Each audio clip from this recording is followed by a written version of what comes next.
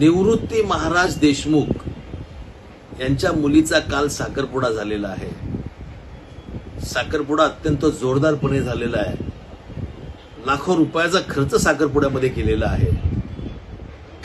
एरवी निवृत्ती महाराज देशमुख हे उपदेश देतात, लग्न साधं केलं तरी मुलं होतात असा उपदेश देतात।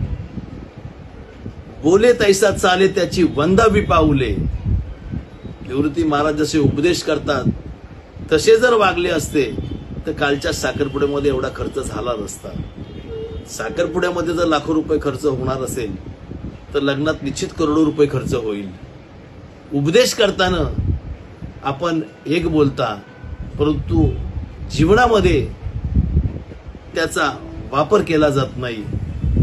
याचा खेद निश्चित संप्रदायाला आहे। जर निवृत्ती महाराजांनी उपदेश केला त्याप्रमाणे वागले असते त्याचा निश्चित अभिमान संप्रदाय